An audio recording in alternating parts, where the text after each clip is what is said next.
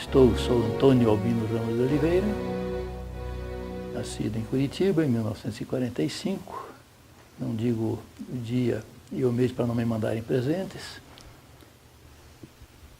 Aqui eu me criei, filho de um Parnanguara, Javier Ribeiro de Oliveira, funcionário público, servidor do Leão, ele era auditor fiscal. E minha mãe, de família de imigrantes portugueses e alemães, já nascida aqui, Isaura. Criei-me em Curitiba, estudei em escola pública, no primário. Com certeza foi a melhor escola que eu já tive, a primária. Depois, colégio particular, Colégio Novo Ateneu. E, finalmente, a Universidade Federal do Paraná, onde cursei Direito. Cursava Filosofia também na Federal, quando fui atingido pela avalanche da Revolução Salvadora de 64. Que ano o senhor entrou na universidade? Entrei na universidade exatamente em 1964. Eu me recordo muito fortemente da primeira e única aula de Direito Constitucional que eu tive naquele ano. O professor entrou na sala, se apresentou, pediu desculpas e disse que não poderia prosseguir dando aula de Direito Constitucional num país em que a Constituição fora rasgada. Fechou a porta e foi embora. Quem era esse professor? Professor Munhoz de Mello. Ele tinha sido constituinte em 46. E aí, na vida universitária, é que ocorreram os primeiros envolvimentos com política.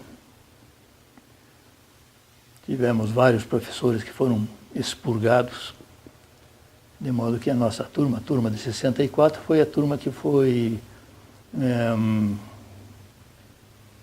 agraciada com o desfalque dos melhores professores da universidade, inclusive o professor Vieira Neto, que seria nosso titular de Direito Civil e que foi afastado. Nem por isso deixei de ter ótimos professores, não posso falar isso, tive alguns muito bons. Lembro do professor René Ariel Dotti. A minha turma foi, não a primeira, mas uma das primeiras dele, que era um jovem professor de Direito Penal brilhantíssimo. Mas aquele ambiente é que começou realmente a vida política. Anteriormente, na fase colegial, as coisas eram muito pequenas, não havia, digamos, repercussão do universo político na vida do estudante. Embora a gente acompanhasse pelo que acontecia nas ruas, acompanhasse a evolução da política e a efervescência crescente da política. Lembro-me bem nessa fase de quando o prefeito de Curitiba era o general Iberê de Matos. E ele era do PTB. Houve uma greve do transporte coletivo, que na verdade foi um lockout, e ele não cedeu. Não cedeu. Então foram convocados os meios de transporte coletivo alternativos, táxis, transporte de vizinhança, coisas desse gênero. Até que chegou num impasse e para não desagradar os grupos que sempre dominaram o transporte coletivo em Curitiba, o governo do estado, na época, se não estou enganado, era Moisés Lupião, encampou o transporte coletivo, que era transporte coletivo era estadual, concedido ao município. Encampou e deu aos transportadores o que eles bem entendiam. E esse foi um momento assim, de pré-conscientização do que era a política no país. Já estava havendo aquele processo de renovação política no Paraná mesmo, posteriormente veio o governo Ney Braga, E toda essa sequência no governo federal, a eleição do Jânio Quadros, da qual eu me recordo bem, porque meu pai era funcionário público e eu via a Hora do Brasil todo dia. E eu me lembro da dinâmica do governo Jânio Quadros. O governo Jânio Quadros não oficiava, ele mandava um bilhete. Era uma coisa que, para a gente jovem, era uma coisa que impressionava muito. O presidente da República mandou um bilhete para o secretário tal, determinando isto ou aquilo. E cobrando. Foi uma mudança de paradigma na política. Hoje a gente pensa no Jânio Quadros quase como um bufão, né? Porque de fato ele cultivava uma imagem bufônica. Ele encarnava um personagem que ele criou. Mas ele tinha uma ótima visão de política, tentou fazer alguma coisa. Mas ele acabou sendo acuado pelo processo político tradicional do Brasil. O presidente, por mais popular que fosse, não mandava. Se não tivesse apoio do Congresso, o Congresso sempre era dominado pelos mesmos grupos que não tinham interesse algum em qualquer tipo de mudança. Então esse foi dentro desse universo que foi se formando a minha visão política. Qual a sua memória do 64, do golpe, do 64 clima na eu universidade? soube do golpe dentro de um ônibus.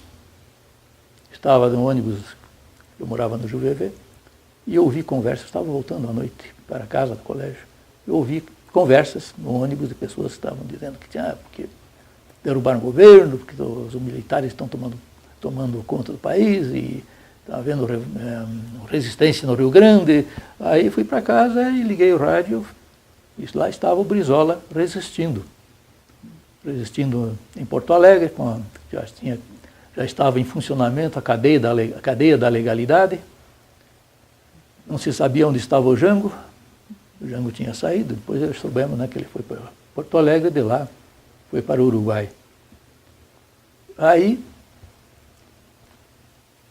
foi um momento assim que separou as águas, né? Percebia-se claramente a reação dos grupos mais conservadores contra aquelas bandeiras que hoje quando a gente olha, vê que eram coisas sem qualquer conteúdo revolucionário, o que os governos que sucessivamente tinham tentado fazer alguma coisa, buscavam era uma reforma política, que até hoje não foi possível fazer. A reforma agrária, que não foi feita e gerou esse inferno que é o movimento do Sem Terra, que vai sacando de ocupação em ocupação, vai sacando alguma conquista, mas que, de certa forma, é uma coisa quase sem anacrônica, num país em que o sistema de produção já é totalmente diverso. Já havia a pretensão da reforma tributária, de que até hoje se fala, que acabou sendo feita em 65, através de um projeto que já vinha de longa data tramitando. Diga-se, da bem da verdade, que ela acabou sendo introduzida na Constituição de 46 por uma emenda. Antes de sair como lei, acabou sendo como uma emenda constitucional. Muitas dessas reformas que eram motivo de pretexto para que o golpe que foi detonado, vieram a ser feitas parcialmente pelo próprio governo militar. Mas de uma forma extremamente débil, extremamente temerosa, com medo extremo do povo, como se o povo fosse um animal que tivesse que ser domesticado e mantido sob controle. Enfim, foi nesse contexto que, em 64, eu entrei na universidade. A Faculdade de Direito era um centro de agitação política muito forte. O Centro Acadêmico Hugo Simas, que era o Centro Acadêmico do Direito, tinha uma tradição muito grande de luta. E o ano em que eu entrei estava em campanha a renovação da direção. E ali comecei a participar desse movimento. Quem eram as pessoas com quem o senhor estava? O senhor Quando, convivia? na faculdade havia uma série de pessoas que hoje nós conhecemos aqui na vida política ou profissional do Paraná. Um deles é o Roberto Requião, tantas vezes governador, prefeito, senador, de família tradicional, não era uma pessoa de família provinda das classes obreiras, mas é muito influenciado pelas ideias renovadoras, principalmente da esquerda renovadora da época, da esquerda cristã, da qual eu não participava, bem na verdade. Mas havia dentro do movimento universitário e do movimento político de modo geral, havia uma influência muito grande dessa tendência cristã. A JUC, a JEC. Era uma colcha de retalhos de siglas que até hoje, na verdade, eu não as entendo todas. Mas... O senhor chegou a se engajar em alguma delas? Não. Eu acabei sendo envolvido, minha participação, meu envolvimento foi no IPM, depois no processo do Partido Comunista. Os meus amigos, grande parte deles, eram militantes do Partido Comunista. E alguns do Partido Comunista foram para o partido do PCdoB, outros foram para outros grupos, vários deles foram para a guerrilha. Deles, muitos não se sabe o fim que houve, não se tem notícia, não se sabe se vivos ou mortos.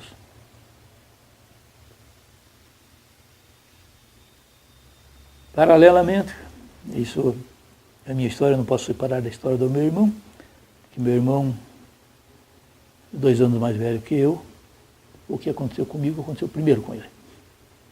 Então, ele começou antes se envolvendo com política, se envolveu mais profundamente até.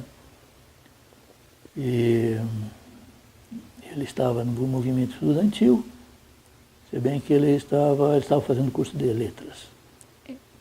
Na mesma Universidade Federal? Na Federal. Né? E ele se envolveu mais profundamente com o Partido Comunista. E ele foi preso. Quando houve esse processo, vamos dizer que todo esse movimento, tudo desagou nesse processo, que foi o primeiro grande IPM do Paraná, que foi o IPM do Partido Comunista. Quando houve esse processo, ele foi preso. Ficou preso uma temporada. E ele pertencia, como é que era o nome do seu irmão? Irã Irã Ramos de Oliveira. É falecido. Ele foi preso e ele pertencia ao Partido Comunista. Sim. Ele foi preso e quando ele foi preso fiquei sabendo e fugi em tempo. Iam prender o senhor também? Sim, eles não me prenderam. Eu era recém-casado, minha mulher estava grávida, nós tínhamos morávamos num apartamento perto da universidade. Em que ano isso? 67. Okay. Morávamos num apartamento perto da universidade e ela trabalhava no Grupo Cleto, Grupo Escolar Professor Cleto, que fica na Visconde de Nácar, esquina com da Júlia da Costa. E como ela já estava muito pesada, de 7 meses, nós mudamos para uma casinha antiga que tinha perto do grupo. E quem sabia dessa mudança era só a minha família mesmo, minha mãe, meu pai, meu irmão. E meus amigos mais próximos, meu professor de violão, eu estudava violão clássico na época. E quando ele foi preso, a política não estava tão organizada então, né? Estava muito mal informada, aliás. Não sabia onde eu estava. Foi me procurar na casa da minha mãe, no meu apartamento, lá eles não me acharam. E minha mãe chegou na frente para me avisar. Ela me avisou, eu peguei o mínimo que eu tinha e fugi. Fui parar em Bela Vista, Paraíso, onde morava minha sogra e meu sogro. E ali eu fiquei. Fiquei ali, a minha esposa em seguida foi para lá também. Nasceu meu primeiro filho lá.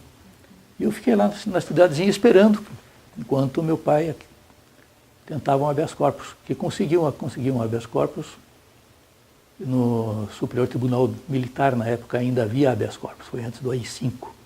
Então ainda cabia habeas corpus e foi concedido habeas corpus para mim, para meu irmão e para alguns outros que estavam presos. Eu respondi a esse processo em liberdade. Mas em razão disso, como eu estava... Nessa época eu estava fazendo curso de Direito e de Filosofia. Mas eu estava me dedicando mais à filosofia que ao direito. Mas nessa conjuntura, eu fiz um cálculo utilitário e pensei, bem, eu não vou conseguir um cargo de filósofo do governo, filósofo do Estado. Não vou conseguir ser professor numa universidade, não vou conseguir emprego em lugar nenhum, porque não vão me dar uma certidão negativa que era exigida para qualquer tipo de concurso. Eles até davam a certidão, mas a certidão para os mortais comuns era no modelo X. Para os marcados era no modelo Y. Então quem tinha a certidão modelo Y, a ordem era excluir. Não precisava dizer por que excluir, bastava excluir. Era problema do órgão público resolver a razão. Eu sabia disso, sabia que não ia conseguir cargo público, ia ter dificuldade de ser professor e por aí vai. Então, resolvi estudar direito, me dedicar ao direito, que pelo menos era uma profissão liberal. E eu estava homiziado ainda na casa da minha sogra. Meu sogro era uma coisa estranha, era um remanescente de uma categoria que não existe mais. Ele era rábula. Tinha uma belíssima biblioteca.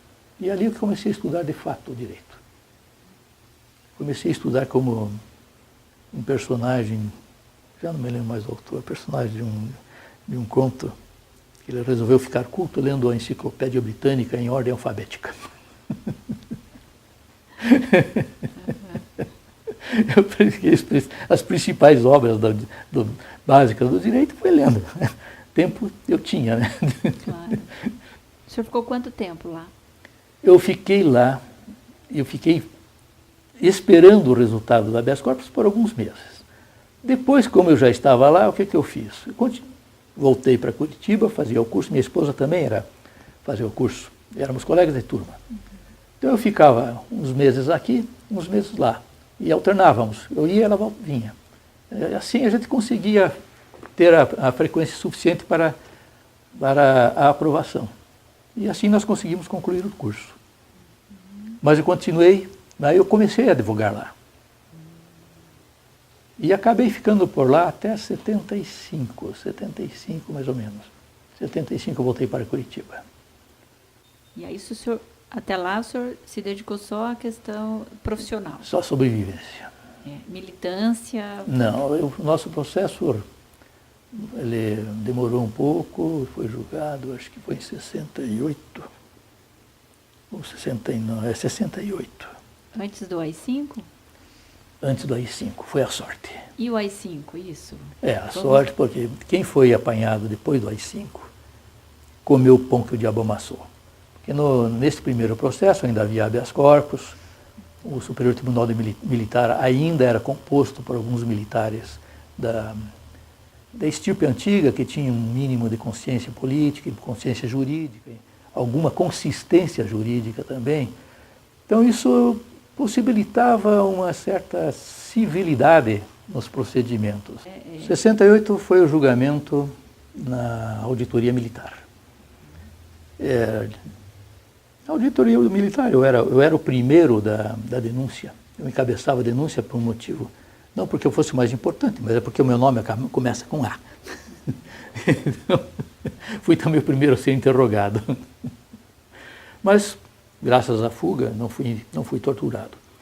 E naquele processo, que eu me lembro, ninguém foi torturado. Talvez os que foram presos depois, que estavam lá, o processo correu à revelia, algum tenha sido torturado, mas não tenho certeza. Tortura, no sentido de maus tratos físicos, violentos, não me parece que tenha ocorrido com alguém. Mas, como eu dizia, ocorrido esse julgamento, já sobreveio o AI-5, e aí como diz o ditado, pau comeu. Aí, quem entrou nesse período comeu o pão que o diabo amassou. E qual foi o resultado do julgamento? Eu fui absolvido. Eu fui absolvido. Não havia provas contra mim. Portanto, eu sou inocente. Bom, passado o julgamento... Meu irmão foi condenado. Meu irmão foi preso com uma prova material no bolso. A chave do aparelho. E ele foi condenado... Foi condenado a 3 ou 5 anos, uma coisa assim, não me lembro do detalhe. Ele foi condenado, nós assistimos, não comparecemos à sessão final do julgamento, esperamos bem longe. E quando soubemos, eu voltei, absolvido, e ele se radicou em São Paulo. E em São Paulo ele viveu durante vários anos com outro nome, com a família, mudou, uma mulher, filho, e foi professor do curso Santa Inês durante anos, escreveu livros com outro nome. Ele era um foragido. Era um foragido. Com o nome suposto, e ali ele esperou a prescrição e a anistia. Quando ocorreu a prescrição, ele voltou para Curitiba. E foi um mau passo. Ele estava muito cansado de São Paulo, mas o retorno na vida em Curitiba não foi muito bom, porque o mercado de trabalho que ele tinha, que era do ensino, e era o que ele gostava de fazer, Curitiba era muito estreito. Ele acabou fazendo curso de Direito também, foi advogado, era um bom advogado, mas não fazia aquilo por prazer. E o senhor seguiu a sua... Eu segui, eu fiquei até 75 em Londrina, em Bela Vista do Paraíso. É um lugar muito pequeno, com um mercado horroroso. Em 75 eu vim para Curitiba. E voltei a advogar, comecei a advogar aqui. E a política? A política nessa época já estava assim, era Arena e PMDB. Era um que era um partido que era do governo e outro que não era contra. E 75 é o ano da Operação Marumbi, né, em que o Estado desmantela o PCdoB. O senhor lembra dessa fase? Não me lembro mais. Não. O senhor não chegou a acompanhar? Não cheguei a acompanhar. Nesse período que fiquei em Bela Vista, o único episódio ligado diretamente à política, ou digamos à resistência, foi uma militante que estava foragida, que ficou durante alguns meses morando lá conosco. Eu não me lembro o nome dela, se não estou enganado, é Maria Alice. Ela era de Maringá. O pai dela tinha um ferro velho em Maringá, que eu sabia da família dela. Mas a gente... Esse era o nome dela ou era o nome... Pois não lembro se esse era o nome dela ou se o nome com que nós a batizamos. Ela chegou a morar com a sua família? Sim, ela ficou morando lá. O senhor sabia que ela estava? Sim, eu sabia, meu sogro, minha sogra, todo mundo sabia. E como é que ela chegou lá? Por onde? Encaminhada pelo Manuel Jacinto Ribeiro, que era também membro do Partido Comunista, que foi processado no mesmo processo. Ele morava em Porecatu e era ligado ao movimento sindical lá. E ele me conhecia de lá, sabia que eu estava lá. E um dia ele chegou com a encomenda para mim. Ela ficou lá até que o pessoal de Londrina, os companheiros de Londrina, foram buscá-la e ela seguiu. Seguiu e teve péssima sorte. Eu sei que ela foi presa, torturada, barbaramente torturada. Depois disso não tenho notícia dela. Nunca mais soube dela? Não soube mais. Desde 75? Desde 75. Isso foi um pouco antes de 75.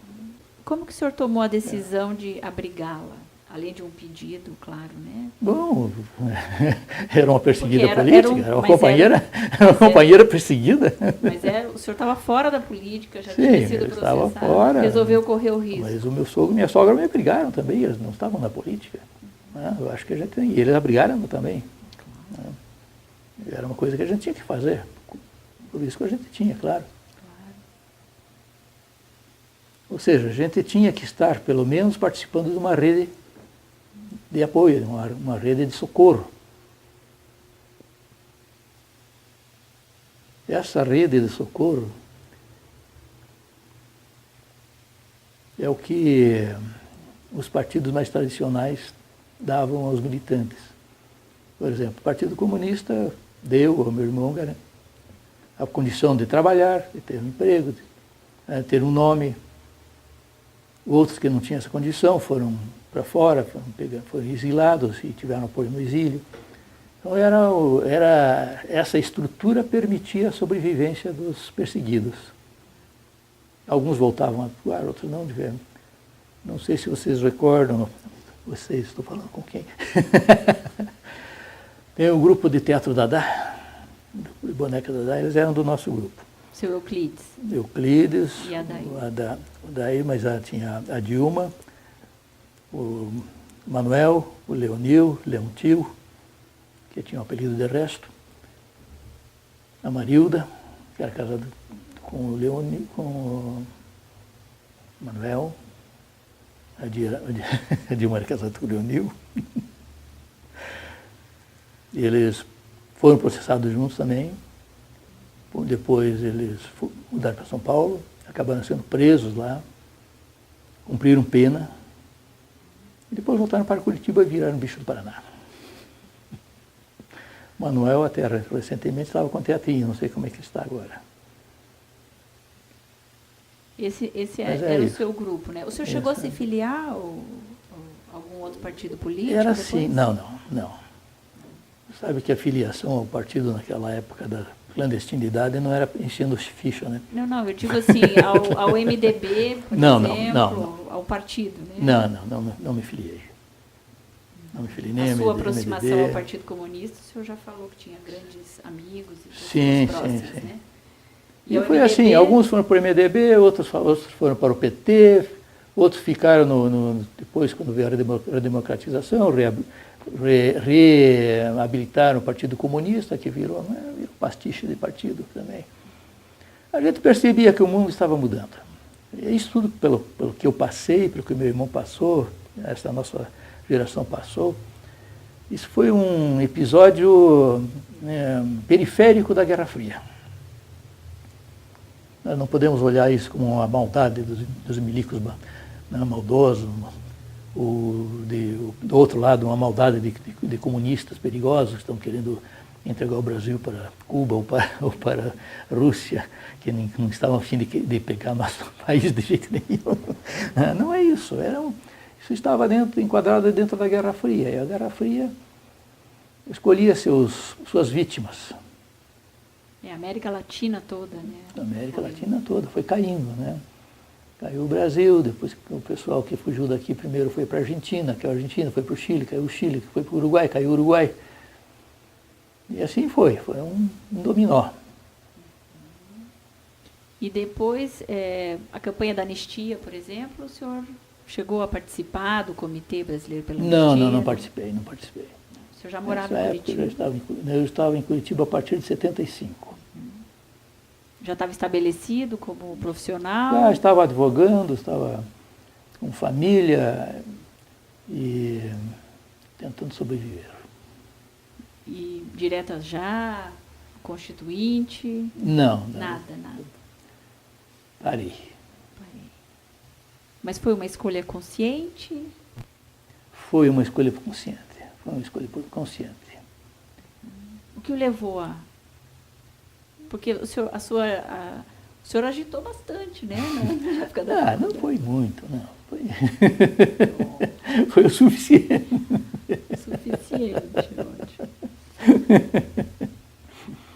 Ótimo. Chegou um momento em que eu precisava recriar minha vida. Precisava recriar minha família. dar um mínimo de condição de sobrevivência à família. E, paralelamente, houve uma série de problemas de nível familiar, do lado da família da minha esposa. Eu não vou falar aqui, que é uma sequência muito grande de desgraças que a gente teve que ir absorvendo. Mortes e mortes e mortes e mortes, não relacionadas com a ditadura.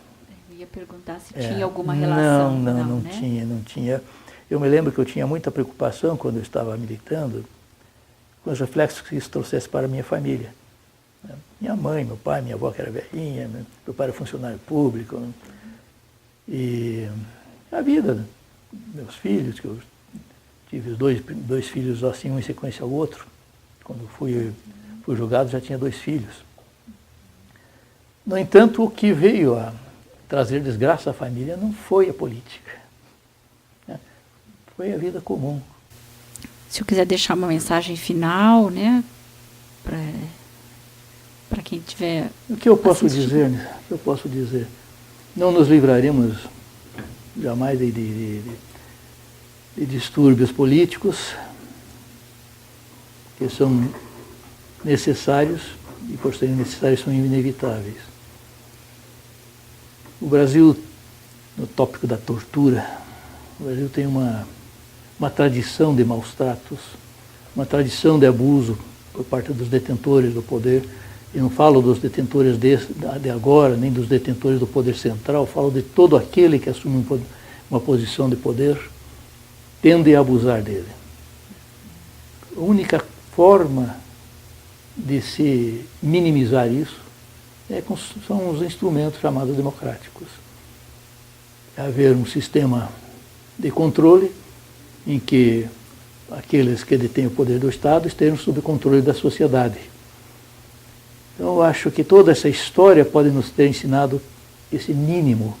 Nós precisamos de um sistema democrático estável e devemos batalhar para que isso que já foi construído dentro da democracia, aos trancos e barrancos, não seja deteriorado, que não voltemos a cair numa situação em que ficamos ao sabor dos ventos externos. E por que eu falo dos ventos externos?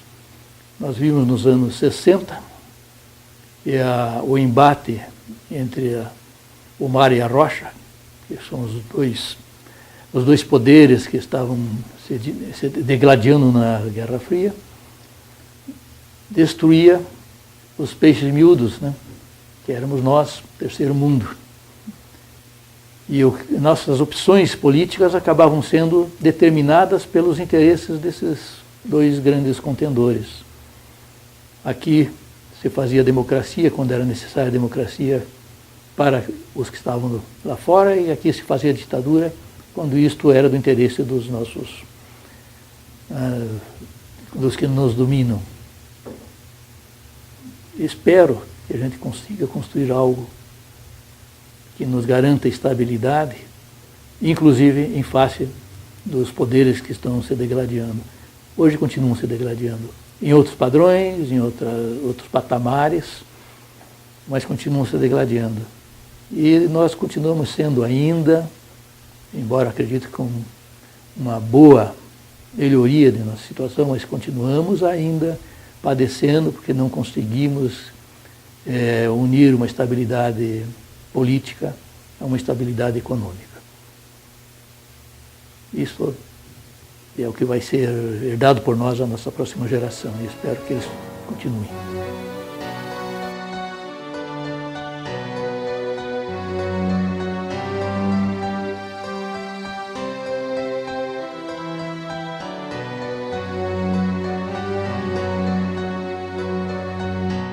Ouça bem esta canção, ela fala pra você. Ela fala de um tempo que ninguém pode esquecer, de um tempo em que alguns homens impuseram a tirania, muitos outros responderam com a sua rebeldia.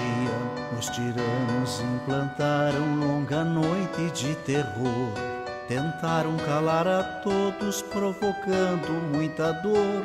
Censuraram a cultura e toda a cidadania, calaram toda a voz, promovendo a vilania.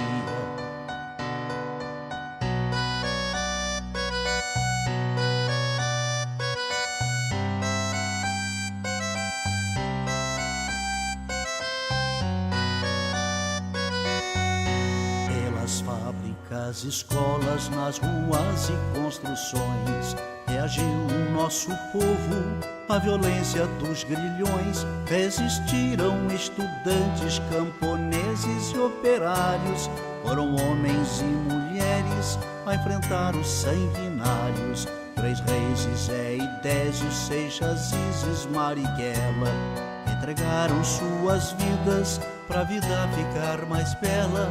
Muitos outros foram mortos por lutar contra a opressão, ou desaparecidos, ou no exílio ou na prisão.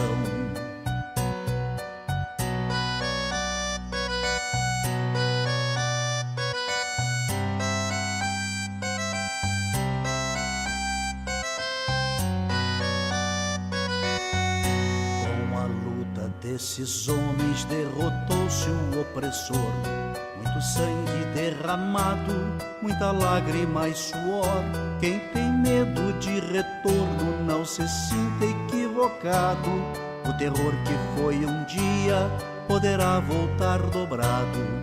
A mesma vigilância de quem ama a liberdade poderá impedir que volte o império da maldade. Mas a luta continua por justiça e pelo pão, pela reforma agrária, por saúde e educação.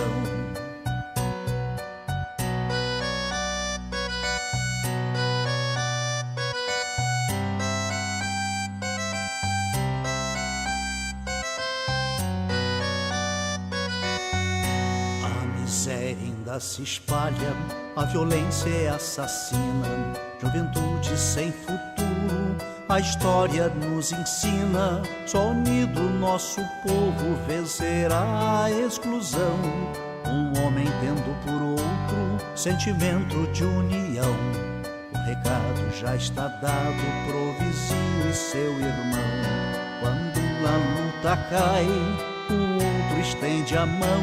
Não se cale quem tem fome, quem tem sede de ternura, pois a vida favorece a quem luta com bravura.